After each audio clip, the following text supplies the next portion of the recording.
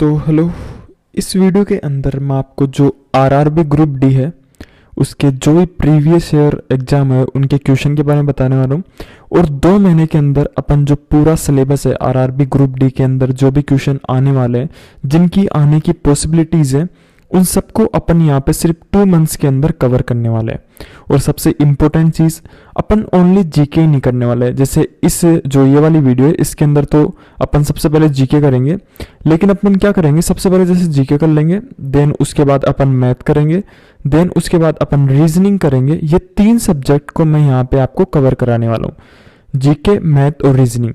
मतलब हर एक वीडियो हर एक सब्जेक्ट की होगी। जैसे ये फर्स्ट वीडियो है, ये जीके की होगी, देन इसके बाद नेक्स्ट वीडियो जो आएगी वो मैथ की होगी, और नेक्स्ट उससे नेक्स्ट जो वीडियो आएगी वो रीजनिंग की होगी। मतलब 3 सब्जेक्ट अपन यहाँ पे कवर करने वाले हैं। और एक और चीज़ आपको बता दूं, इन वीडियोस के अंदर मैं आपको वही क्वेश्चन बताऊंगा जिनकी आने की पॉसिबिलिटीज है, जिनके आने के बहुत ज़्यादा चांस है, उन्हीं क्वेश्चन को अपन यहाँ पे कवर करेंगे। मतलब अगर आप इन 2 महीने के अंदर इन पूरी वीडियोस को देख लेते, जो मैं डेली अपलोड करूंगा, और जो वीडियो होगी वो ज़्यादा लंबी भी नहीं होगी, एक वीडियो लगभग 15 से 20 मिनट की होगी, उससे ज़्यादा बड़ी अपनी वीडियो नहीं होगी। और जैसे फर्स्ट वीडियो होगी जीके की, सेकंड वीडियो होगी मैथ की, एंड जो थर्ड वीडियो होगी वो यहाँ पे होगी रीजनिंग की। तो तीनों सब्जेक्ट यहाँ पे अपन कवर करते हुए चलने वाले हैं। और यहाँ पे सबसे पहले अपन जो जीके के प्रीवियस ईयर क्वेश्चन है, जो भी प्रीवियस ईयर क्वेश्चन है, उनको सबसे पहले अपन कवर करने वाले हैं। और एक भी क्वेश्चन कोई ऐसा नहीं है कि मन से मैं बनाया हूँ, सब कोई क्वेश्चन प्रीवियस ईयर है, और वो क्वेश्चन है जिनके आने की पॉसिबिलिटीज है। और यहाँ पे मैं आपको ऐसे ही नहीं बताने वाला लाइक कि जैसे ये क्वेश्चन है, इनमें से किस फसल का ज्ञान वैदिक काल के लोगों को नहीं था। तो मैं आपको यही नहीं बताने वाला कि इनमें से किस फसल काल वैदिक काल के लोगों को नहीं था, ये तो आपको पता होगा तंबाकू का नहीं था। लेकिन इससे अपन 2-3 और क्वेश्चन कवर करने वाले, एक ही क्वेश्चन से अपन 2-3 और क्वेश्चन कवर करने वाले, जिससे अगर अपन 10 क्वेश्चन भी कर पाए तो उससे आपके 30 से 40 क्वेश्चन कवर हो जाए। ऐसे अपन इनको करने वाले। तो अभी अपन स्टार्ट करते हैं, ज़्यादा टाइम वेस्ट नहीं करते हैं। मैंने आपको सब कुछ बता दिया कैसे अपन कवर करने वाले हैं। तो अभी अपन स्टार्ट कर लेते हैं। अपना जो ये क्वेश्चन है सबसे पहले इनको करते हैं, देन इसके बाद अपन मैथ करेंगे। मैथ की अपनी नेक्स्ट वीडियो आएगी, मतलब डेली 3 वीडियो यहाँ पे अपलोड होगी, डेली 3 वीडियो अपलोड होगी, और जो सभी वीडियो होगी वो अलग अलग सब्जेक्ट की होगी, एक ही सब्जेक्ट की वीडियो नहीं होगी। तो पहले अपन जीके को कवर कर लेते हैं, देन जो अपनी नेक्स्ट वीडियो आएगी वो अपनी मैथ की होगी, और उससे नेक्स्ट वीडियो आएगी वो रीजनिंग की होगी।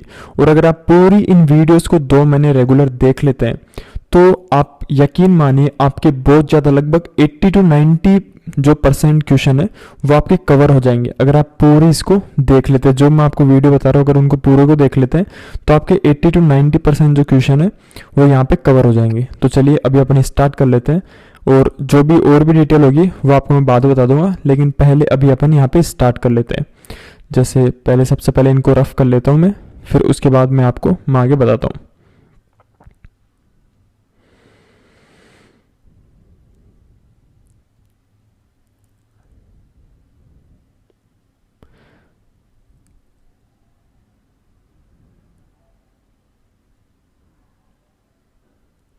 तो अभी अपन यहाँ पे स्टार्ट कर लेते हैं, अपने क्वेश्चन है उनको अपन सोल्व करते हुए चलते हैं। आपको पूरा पता चल जाएगा किस तरीके से मैं आपको पढ़ाता हूँ और कितना आपको नॉलेज इनसे मिलने वाला है। जैसे अपना यहाँ पे सिंपली फर्स्ट क्वेश्चन है, आप रीड कर लीजिए पहले और आप आंसर लगाने की ट्राई कीजिए। हर क्वेश्चन के आपको 5 सेकंड पहले खुद को मिलेंगे, देन उसके बाद जो 5 सेकंड वो आपको खुद को मिलेंगे, देन उसके बाद मैं आपको इसका आंसर बताऊंगा। पहले आप ट्राई कर लीजिए एक बार, और जितने भी आप आंसर दे पाओ उनको कमेंट बॉक्स में जरूर मेंटेन करना।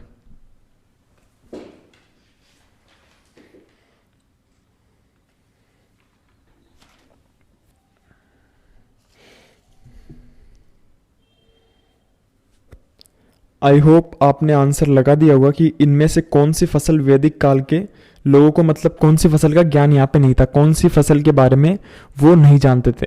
तो आपने अगर डी ऑप्शन लगाया तो आपका एकदम सही आंसर है। तंबाकू की फसल के बारे में जो वैदिक काल के लोग थे वो नहीं जानते थे, और यहाँ पे जौ के बारे में जानते थे, चावल के बारे में जानते थे, और गेहूं के बारे में जानते थे। तो इसका राइट आंसर हो जाएगा ऑप्शन नंबर डी। चलिए अब नेक्स्ट क्वेश्चन के अंदर अपन चलते हैं। यहाँ पे आर्य का शाब्दिक अर्थ क्या होता है? आपको 5 सेकंड मिलते हैं, पहले आप सोल्व कीजिए, देन इसके बाद मैं आपको आंसर बताऊंगा।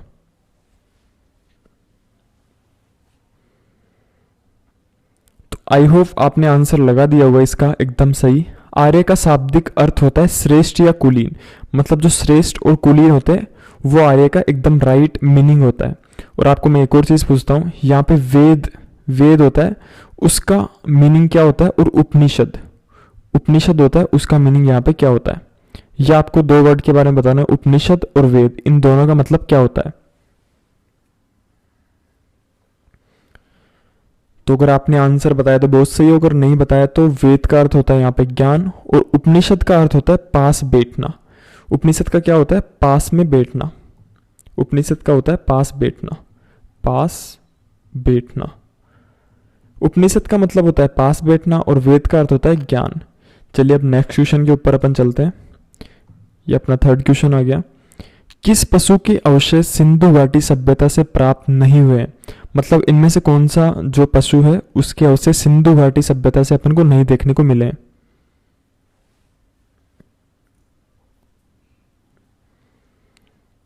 तो इसका राइट आंसर होगा ऑप्शन नंबर बी, घोड़े के अवशेष अपन को सिंधु घाटी सभ्यता से देखने को नहीं मिले। चलते अपन नेक्स्ट क्वेश्चन के अंदर।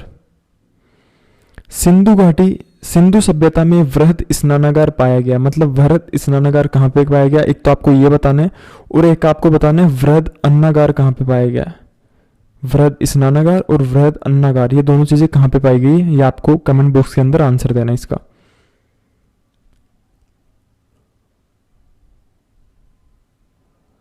तो वृहद स्नानागार पाया गया वो तो मोहनजोदड़ो के अंदर पाया गया, और वृहद जो अन्नागार पाया गया वो हड़प्पा के अंदर पाया गया, ये आपको ध्यान होना चाहिए। अभी नेक्स्ट क्वेश्चन के ऊपर अपन चलते हैं। अपन ने 4 क्वेश्चन अभी तक कर लिए। फिफ्थ क्वेश्चन के अंदर मैं आपको लेके चलता हूँ, मोहनजोदड़ो कहाँ पर स्थित है, इनमें से आपको बताना है मोहनजोदड़ो कहाँ पर स्थित है, और इसके साथ साथ आपको बताना है जो हड़प्पा है वो भी कहाँ पर स्थित है। ये दोनों जगह आपको बतानी है, हड़प्पा और मोहनजोदड़ो कहाँ पर स्थित है। तो देखिए जो मोहनजोदड़ो है वो तो सिंध में स्थित है, और जो हड़प्पा है वो भी सिंध में स्थित है। ये दोनों जगह पाकिस्तान के अंदर है, दोनों ही पाकिस्तान के अंदर स्थित है।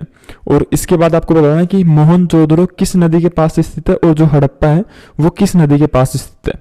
ये आपको दोनों चीजें बतानी है। तो आई होप आपने बता दिया होगा। मोहनजोदड़ो जो स्थित है वो यहाँ पे स्थित है सिंधु नदी के पास, और जो हड़प्पा स्थित है वो यहाँ पे स्थित है रावी नदी के पास। इससे देखो जैसे मैंने आपको एक क्वेश्चन बताया, उससे देखो आपको कितने क्वेश्चन कवर हो गए, एक तो ये हो गया, एक ये हो गया, 2, एक 3 और एक 4, मतलब एक क्वेश्चन से आपके 4 क्वेश्चन रेडी हो गए यहाँ पे। और ये पूरे प्रीवियस ईयर क्वेश्चन है, ये भी सब कुछ पूछे हुए हैं, और ये जो मैं आपको बता रहा हूँ वो तो जैसे पूछे हुए हैं। इसके बाद में अपन चलते हैं क्वेश्चन नंबर 6 के अंदर। निम्नलिखित विद्वानों में से हड़प्पा सभ्यता का सर्वप्रथम खोजकर्ता थे, मतलब जो हड़प्पा क्षेत्र है उसकी खोज किसने की थी सर्वप्रथम, ये आपको बताना है। और इसके साथ साथ आपको बताना है जो मोहनजोदड़ो थे उसकी खोज किसने की थी, मोहनजोदड़ो की खोज किसने की थी, ये भी आपको यहाँ पे बताना है। तो जो हड़प्पा है उसकी खोज तो यहाँ पे की थी दयाराम साहनी ने, और जो मोहनजोदड़ो है उसकी यहाँ पे खोज की थी राखलदास बनर्जी, राखलदास बनर्जी। मोहनजोदड़ो की तो की थी दयाराम साहनी ने, और जो हड़प्पा है उसकी की थी राखलदास बनर्जी ने। अब चलते हैं अपन नेक्स्ट क्वेश्चन के अंदर। 7वां क्वेश्चन, हड़प्पा वासी किस वस्तु के उत्पादन में सर्वप्रथम थे, मतलब कौन सी ऐसी वस्तु थी जिसको सबसे ज्यादा जो हड़प्पा के लोग हैं वो उसका उत्पाद करते थे।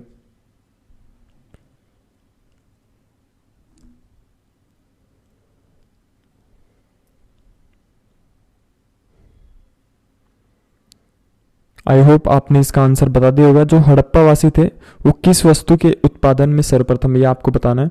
तो जो हड़प्पा वासी थे वो सिंपली मुद्राओं के उसमें सर्वप्रथम थे। आपको पता होगा गुजरात में वो सेल कड़ी की वो मोहर मिली है, वो भी मिली है। तो मतलब इससे ये भी पता लगाया जा सकता है कि जो बिजनेस है हड़प्पा वासी वो भी करते थे, क्योंकि गुजरात में आपको पता है समुद्र का एरिया है, तो वहाँ से बिजनेस करना बहुत ईजी होता है। तो अभी चलते हैं अपन 8th क्वेश्चन के अंदर।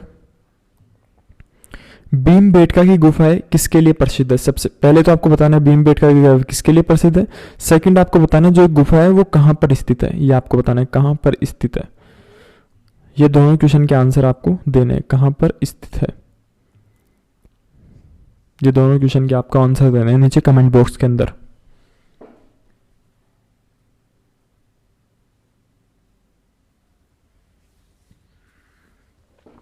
आई होप आपने आंसर दे दिया होगा। तो भीम बेटका गुफा है वो है गुफाएं, जो भीम बेटका गुफा है वो गुफाओं के सेल चित्र के लिए प्रसिद्ध है। और ये कहाँ पर स्थित है? ये स्थित है मध्य प्रदेश के अंदर। ये भी आपको ध्यान रखना है। अब चलिए अपन चलते हैं नेक्स्ट क्वेश्चन के अंदर। राख का टीला निम्नलिखित में से किस नवपाषाणकालीन स्थल में स्थित है? जो राख का किला है वो कौन से नवपाषाण काल स्थल है उसमें स्थित है, ये आपको बताना है किससे संबंधित है। मतलब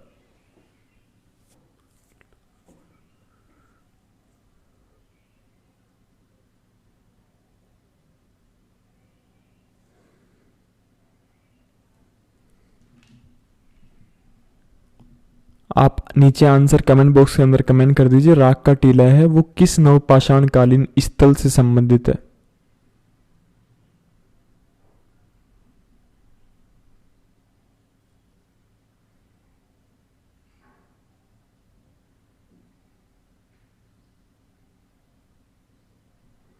आई होप आपने आंसर दे दिया होगा। तो इसका आंसर आएगा संगन कल्लू। राख का टीला संगन कल्लू जो नवपाषाण कालीन स्थल है उससे यहाँ पे संबंधित है। अब चलिए अपन चलते हैं नेक्स्ट क्वेश्चन के अंदर। चोरी चोरा कांड कब हुआ था, किस वर्ष में हुआ था, और चोरा चोरी कांड क्या था ये भी आपको बताना है, कब हुआ था और ये क्या था ये भी आपको बताना है। और आपको एग्जैक्ट डेट बतानी है, ऐसे आपको सन ही नहीं बतानी कि किस सन में हुआ था, आपको एग्जैक्ट जो डेट है वो यहाँ पे सिंपली बतानी है।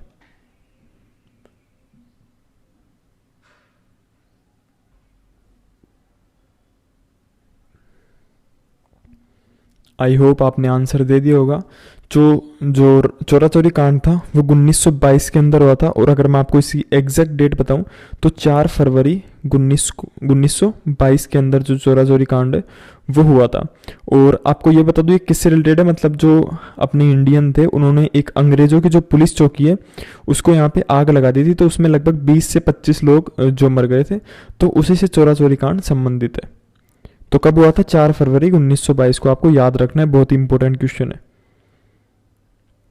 इतिहास का जनक किसे कहा जाता है? ये तो आई होप सबको पता होगा। जब भी अपन हिस्ट्री स्टार्ट करते हैं सबसे पहला क्वेश्चन यही आता है अपने पास, इतिहास का जनक किसे कहते हैं?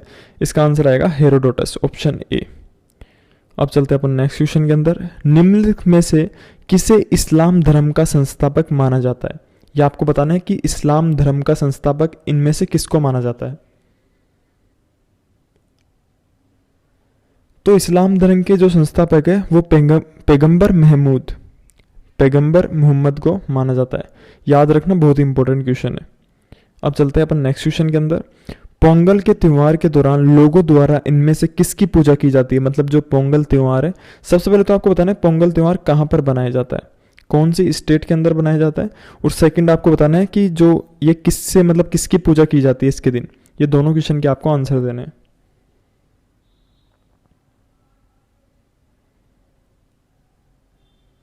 तो देखिए जो पोंगल त्यौहार है वो तमिलनाडु का त्यौहार है। कहाँ का त्यौहार है? तमिलनाडु।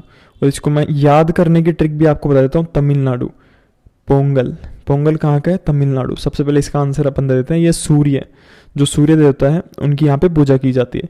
और जो पोंगल त्यौहार है वो तमिलनाडु का है। इसके अपन याद कर सकते हैं कि तू मिल मुझे तुमसे कोई गल करनी है।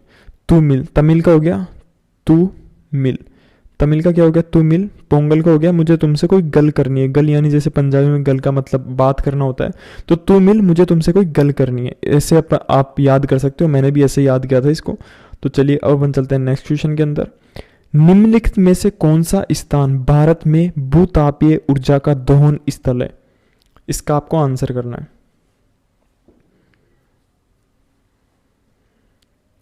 तो देखिए इसका आंसर आएगा मणिकर्ण। और मणिकर्ण आपको पता है जो हिमाचल प्रदेश है उसके कुल्लू कुल्लू में स्थित है, हिमाचल प्रदेश के कुल्लू में स्थित है। और यहाँ की मैं आपको एक और चीज़ बता देता हूँ, जो ये मणिकर्ण है यहाँ पे मैं भी विजिट किया हुआ हूँ। तो यहाँ पे क्या होता है, जैसे ये एक नदी बहती है, तो इस नदी से ये देखो भाप उड़ रही है। ये मतलब ये जो नदी बहती है इससे एकदम गर्म पानी आता है, और इसी से यहाँ पे ये एक्चुअल में एक गुरुद्वारा है। ये क्या है? एक गुरुद्वारा है। तो ये नदी बह रही है, इसके अंदर से बहुत गर्म पानी आता है, और इसी गर्म पानी से यहाँ पे चावल बनाए जाते हैं, चावल बनाया जाता है। निम्नलिखित में से कौन सा भारतीय संविधान के अनुच्छेद 51A के अंतर्गत आता है? आपको इसका आंसर देना है अभी।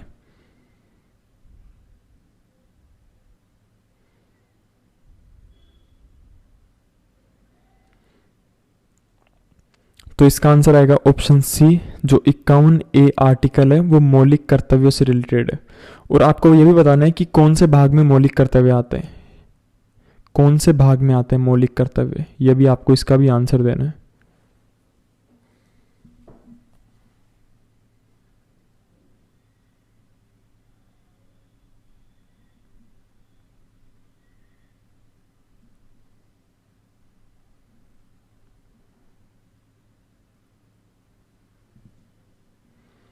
आई होप आपने इसका भी आंसर दे दिया होगा।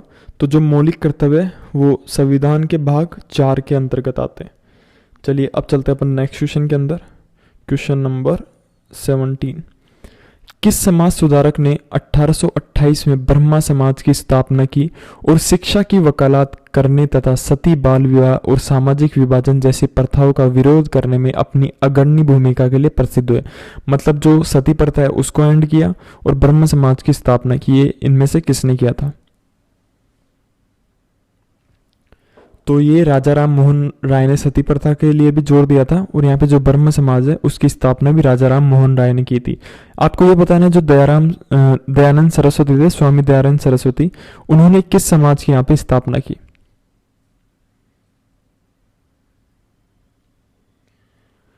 तो उन्होंने जो आर्य समाज है उसकी यहाँ पे स्थापना की थी, आर्य समाज की स्थापना की थी स्वामी दयानंद सरस्वती ने, और जो राजा राम मोहन राय ने इन्होंने ब्रह्म समाज की स्थापना की थी। चलिए नेक्स्ट क्वेश्चन के अंदर चलते हैं।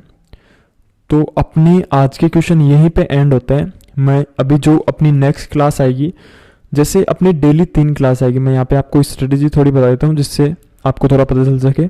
डेली यहाँ पे अपनी 3 क्लासें आएगी, इसमें से जो अपनी एक क्लास होगी वो जीके की होगी, दूसरी क्लास होगी वो मैथ की होगी, एंड जो तीसरी क्लास होगी वो यहाँ पे रीजनिंग की होगी।